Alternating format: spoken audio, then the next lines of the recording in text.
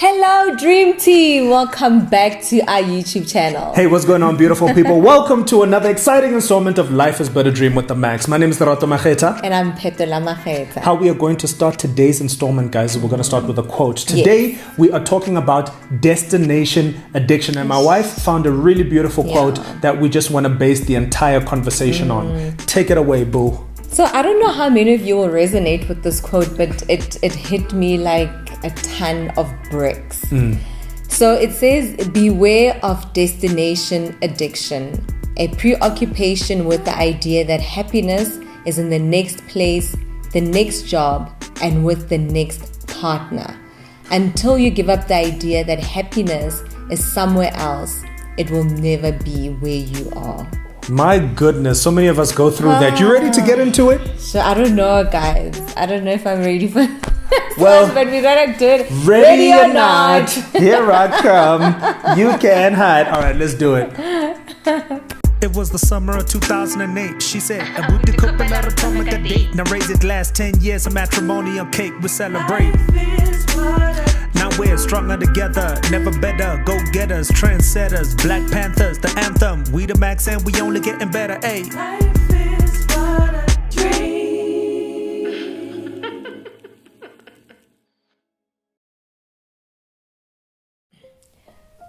So it actually dawned on me that destination addiction is taught from such an early age. You know, our daughter, Lahakwe, she's 8 now. And just turned 8, and you know, she's so excited about this math Olympiad that, you know, she got entered into. She's very smart, by the way. Yeah, takes after her dad. So great. So Hakwe came home and she was excited. She got picked, you know, to go into this maths Olympiad, and then she made it into the second round, you know, and she was, you know, like over the moon that Mama, Papa, I made it into the next round. So it just made me realize that from an early age, we are taught that success is in the next phase, right? It wasn't good enough that she did well in this round. Now she has to go into another round and possibly another round, you know, until she gets to win this math Olympiad. Yeah. And I think it made me think, you know, when Rato and I started talking about our next conversation, it made me think about, where do we bridge the gap? Where do we find the harmony between ambition, drive, and contentment? Yeah. Because I definitely struggle with maybe destination anxiety, destination addiction. I definitely struggle with that. I think all of us struggle with it at a certain level. Yeah. It's just that we don't always identify it as that, because some people struggle with it a little bit more than other people. Yeah. Right? Yeah. It makes me think of this quote that I always say to people. I say, guys, the grass is not greener on the other side. It's greener where you water it. Right? Yeah. I always say that success is a choice. Happiness is a choice. And I often have this conversation with you. You know what I mean? I often have the conversation with people in my circles, and I say, guys, at the end of the day, we rob ourselves the opportunity of being present today and living in this moment and really enjoying the beauty of this moment, because we're constantly thinking about tomorrow. We're constantly thinking about what the next thing is. And what that does as a result is it robs you of the fullness of this moment right now. Yeah. I'll give you a very simple example, because all of us go through this, right? Yeah. You can be sitting having a conversation with somebody and you're thinking of 10 million things that you're supposed to do either during or after this conversation. Yeah. The gems that you could have really gotten out of this conversation, what you were supposed to learn, what God was trying to impress on you, what you were supposed to take away as a nugget, you could completely miss it. Why? Because your head is in another place. And there's such a beauty in just learning the power of now, you know, the power in this very moment. You and I sitting here right now, having this conversation. I'm not thinking about the editing. I'm not thinking about how long it's going to take. Are we on time and whatever, but just being present right here, recognizing the beauty of the privilege of the awesomeness Yeah. of this moment, because you're going to go through life just losing moments. I don't know if any of you have been in that place. I certainly went through that when I was younger. Yeah. There's a certain period of my life I can't account for. It's because I was constantly living in my head, and I had to teach myself to just come back, be present, and enjoy the beauty of this moment for what it is, because it's not going to be given back to you. I think for me, where I struggle with it, and like I said earlier, is where we can't make a distinction between drive, ambition, and this addiction to the next moment, right? I'll give you a simple example. So right now, last week we spoke about our channel, how we launched our channel, and how excited we are about the channel and the Sure. growth thereof, Sure. and we've seen, some comments, and there's nothing wrong, some of the comments are road to 20K. Yeah. Road Yeah. to 20K, Murphy's road Law. to, Yeah. right? And we also excited about this growth and, the road to 20K, we spoke about how we obviously want to get better equipment at some point and do this and do that, So I think the trick is to be content in, if we never reach 20K, would we still be okay? Yeah. Right? Which means that we need to be enjoying this moment. 20K shouldn't be the driver to happiness. For sure. Right? For sure. The new equipment shouldn't be what drives The us catalyst. to happiness. Yeah. Right? And I think as I get older, babe, I'm actually trying to, and it's an inner struggle, where I'm actually not interested in happiness. That's interesting. I'm more interested in joy. Good. I'm more interested in joy, guys, because I feel like happiness is like we're addicted to the high. It's like a drug you never get enough of.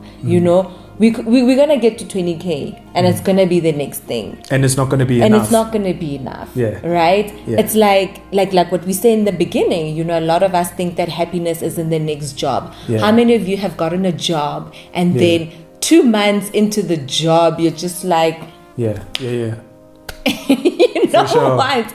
And, This ain't and, it. and what I love Yeah. about this conversation is that I haven't figured it out yet. So as I'm speaking to you, I'm speaking to myself about this. How many of you thought, if I could just get married, then I would be happy? Then you get married and you're like, if I could just have kids, I'd be happy. If we could just buy that house, if we could just buy that car, if we could just. So for me, I'm really chasing joy. I'm really chasing contentment, because if you think about happiness, baby, happiness is so, it's triggered by your circumstances. It's triggered by, it's just really externally triggered. Whereas joy is, From the inside out.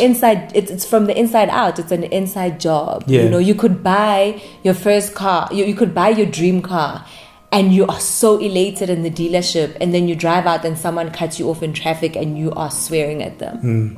Now that happiness is, it's short-lived. just from, do you see what I mean? From an external factor. Yeah. Right? Yeah. So I think for me, the conversations that I've just been having with God is just to say, I just want to have joy in my heart. Yeah. I'm actually not interested in chasing the next and the next and the next just to be happy.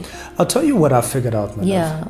So I figured out that a lot of us, what we do is we base our happiness on things that we've got no control over. Yeah.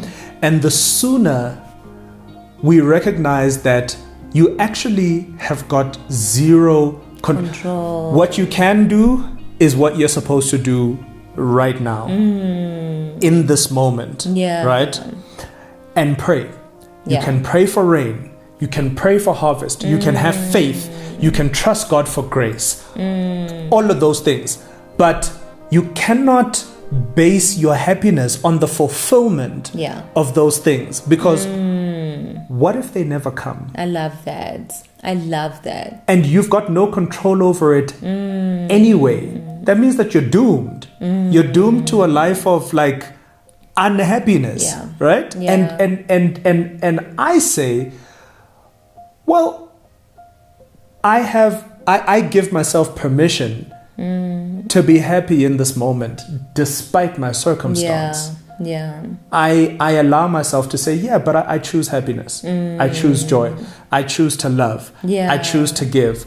I choose to continue to have faith. I choose it. It's a choice at the end of the day. Yeah. Because and my wife will tell you that I'll always have the kind of conversation that says exactly what you're saying. That unfortunately, I feel like you're setting yourself up for failure. Because when you get that car and you think that, oh, finally, you're going to get a nasty surprise. And then you're going to continue looking for this thing. For the next thing. Outside, where the next thing is on the inside. And it's always been there. And it has to live with you. It has to be with you. You have to have fellowship with happiness, fellowship with joy. You know, it's like a choice that you make, you know what I mean, every single day. For as long as you attach it to something external. And I think what I like about what you're saying is I don't think many of us just paused and, you know, to take it in. Like you were saying that when you were young, there's a period of your life that you have no recollection of. Yeah.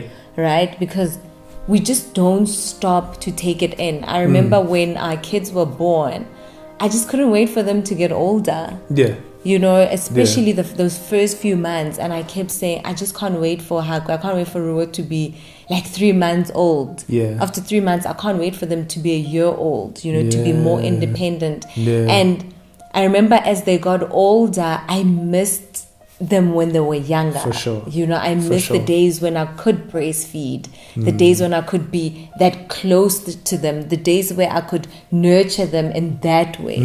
You know, and I feel like we rob ourselves of so much, you know, of moments because we're constantly chasing. And I think it really has to do with the world that we live in. You know, everything how fast the man, you know, and it's like if you're not chasing, you're not ambitious enough. You know, it's like if you're not chasing the next thing, it's like, oh wait, now you don't have big dreams. I also think there's an art to it, my love. Yeah. I love chasing. You know I love chasing. But where do we and this you know is what I want to weigh and in I actually on. want to have this with you right now, babe, because I remember when we did we did a game like a few months ago, and we spoke about would you rather have success or would you rather chase success or be content something? Something. And I said I would. You said something like It was something along the lines of would you rather just be content with not having achieved, or would you rather spend your life chasing but having achieved certain things? And I said I would spend my life chasing. So in your chasing, where do you get to a point of fulfillment? Gratitude.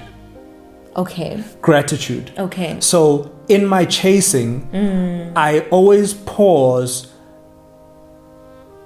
to be intentional about thanking God for what I do have. Okay. And that is what draws the distinction for me. So I'm able to be chasing the next thing, but to be so grateful, like, man, you know, baby, I'll come home to you or I'll phone call, or I'll call and I'll say, baby, do you realize that this is the first time in months that this and this and this has happened? Man, I'm so grateful. But I'm chasing. Got you. So what you're saying is that you're taking a moment to be grateful for what you have while you are maybe chasing is not. No, it's chase. I want to use chasing. I want to use chasing, and I want to be intentional about it. Because chasing says to me that you so you never arrive. So there's no point of arrival. No, basically. you don't. Let me and let me tell you why. Yeah. When the caveman You know how I speak of Miles Monroe, Yeah. right? The caveman, right? This man he's got a home, he's got his wife, he's got his kids Yeah. that are well taken care of. Whenever he comes home, there's warmth in the home. He's got kids. You know, the wife is raising. He's fulfilled. He's what's the word? He's full of gratitude. Okay. But every day he has to get up and go and hunt for more food because that fulfills him. Yeah. That's in his DNA. He's like, this is my love language. This is part of my. The question is, I'm gonna play devil's advocate here. For sure. So the question is, if he had a knee injury, and couldn't go out to hunt, would that be it for him? It wouldn't be it for him, but he would take a knock. Okay. I can confidently say, Okay. as a man, for me, if I didn't have the ability to go out and hunt, it would definitely like affect me really badly. But it's important that I say this. Yeah. My purpose is not attached to my ability to hunt for that rabbit alone. I still have a responsibility to protect my home. I still have a responsibility to love my wife. I still have there are other responsibilities that I still need to fulfill. There's still a mandate on my life that goes beyond my ability to provide in a certain way. You see, provision is not subject to monetary, like what are you bringing into the house, what are you, whatever. I still have to provide of myself. I still need to provide love. I still need to provide protection. I still need to provide, you know what I mean, direction, vision, sustenance. There are a lot more things that. And I think as you're talking, I'm taking everything that you're saying in, and I'm thinking about how when you struggle with destination anxiety, I said anxiety twice. Yeah, anxiety or I always say addiction. to my husband, because we'll record and I'll see something that I did wrong, and I'm like, why didn't you correct me? Like, bruh, you heard that. All these years, my wife has been saying, baby, you're always correcting me. No, come on. Yeah, go ahead. So, destination anxiety or destination addiction. And I realized that when you get married and you have kids now you carry the anxiety and the destination, the anxiety and that addiction of 2 or 3 other people.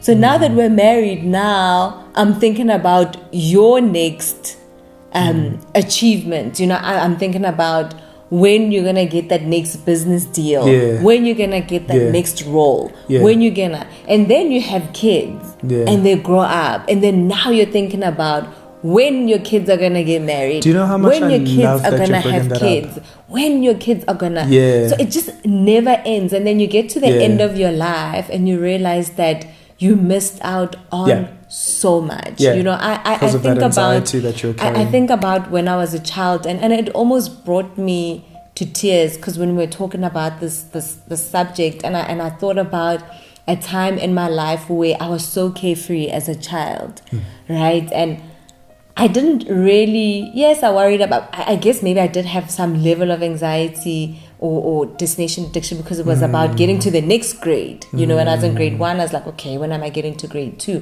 But I remember the moments when I took it all in, and I thought about my life. I was like, if I had to die tomorrow, the one thing that I would regret was that I didn't play enough. Yeah. And that is the one thing as a child that For sure. I loved doing, was playing, and now just even playing with my kids, I'm thinking about 10 million other things. I'm thinking about the time they sleep at 8. I'm like, and by the way, we record these installments after they go to bed. Some days I'm just like 80-ish happening, guys, because we have to start recording. Like this afternoon, I had such great moments with Ruo, and we were laughing and we were playing. And it just filled me with so much joy. And I think for me, that is the one thing that I miss the most, especially in this world where we're rushing to get the next thing done, get the next deal done, get the next project done. Yeah. You know, it's just to pause and just play. Yeah. When was the last time I played with you? Yeah. I got a rough. So no. But you know what you're saying is so important. And my love, I have been there. I've come a long way. Yeah. A lot of people are there. You know, and I think you know how passionate I am about this. I'm like, I remember even when I spoke briefly about, I was like, yo, baby, we've got so much to do tonight. Yeah. And then you were like, yeah, I'm already. I was yeah. stressed. And I was like, no. I was flustered. Let's talk about it. Yeah. Let's figure it out. Let's plan it.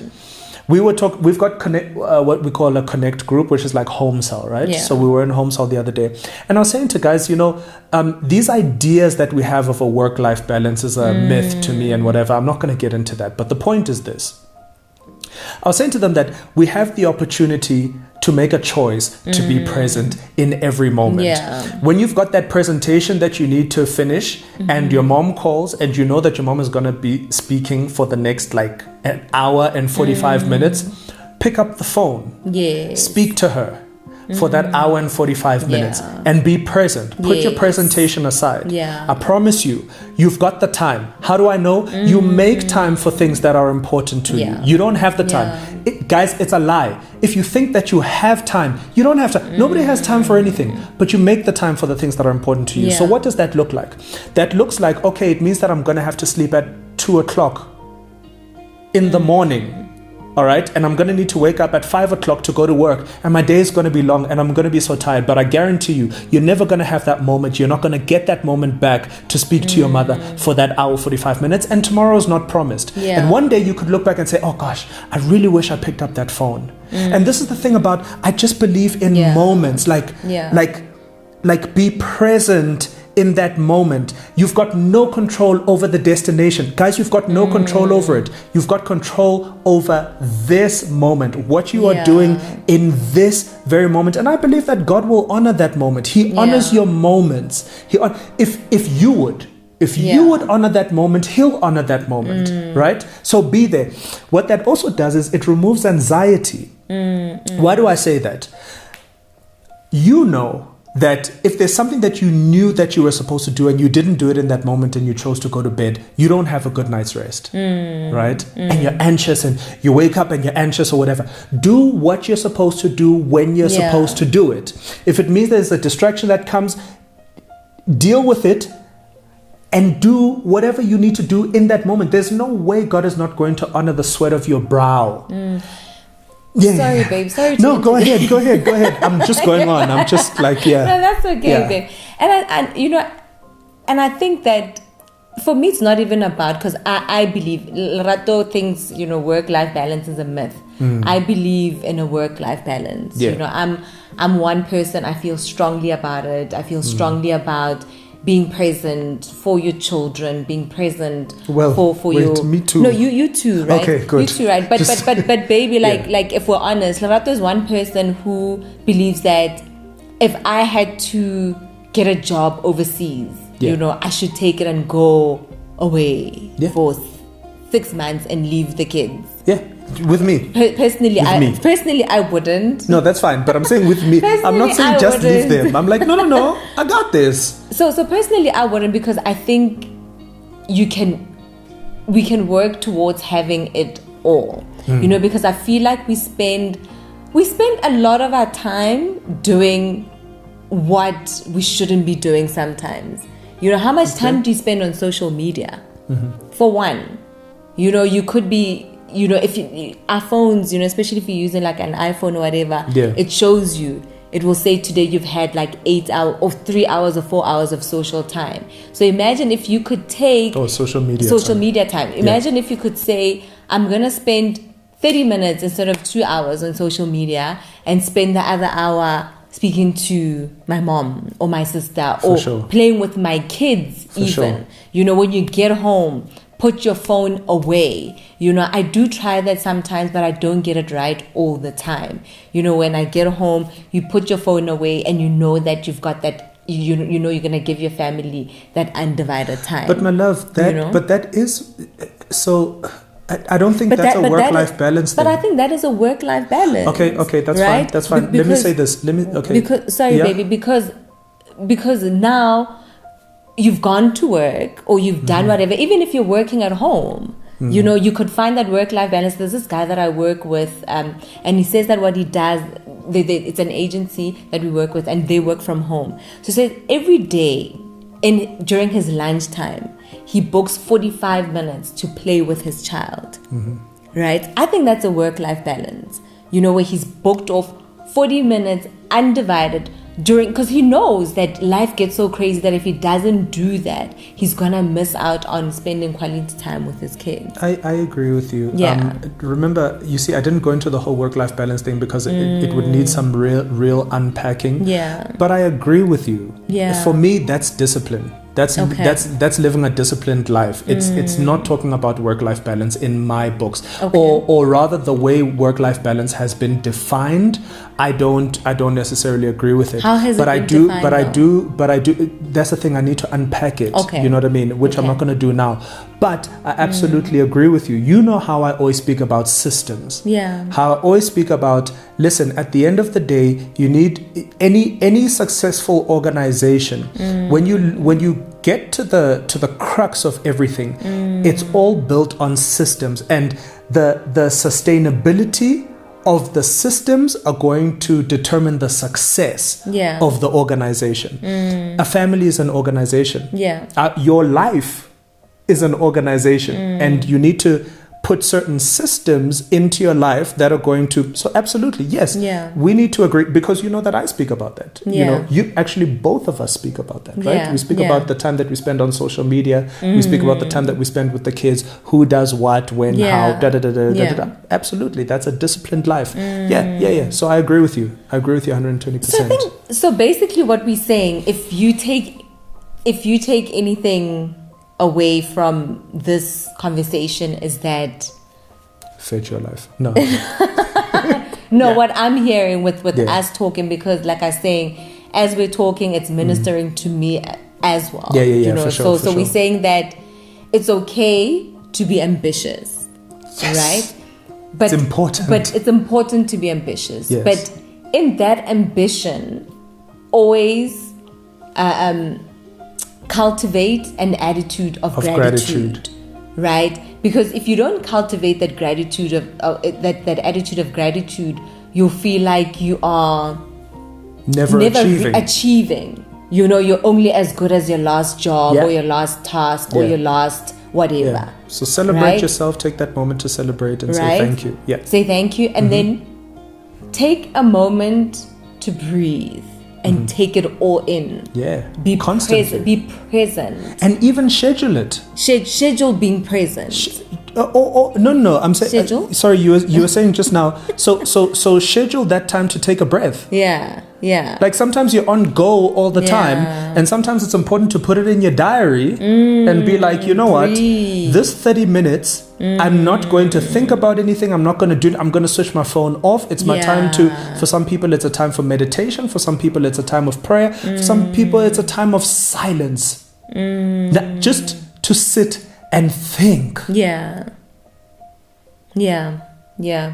And I think in saying that, what has really worked for me, just, you know, making it practical, is I know that some people are morning people, some people are evening people. So you're an evening person, I'm a morning person. Yeah. So I do well in doing it in the morning. For sure. You know, because I find that if I do it in the morning, life happens during the day. But I've had my moment just to take it in the morning. You know, Lerato is an evening person. You know, so we're not saying that not everyone is part of the 5 a.m. club, and it's okay.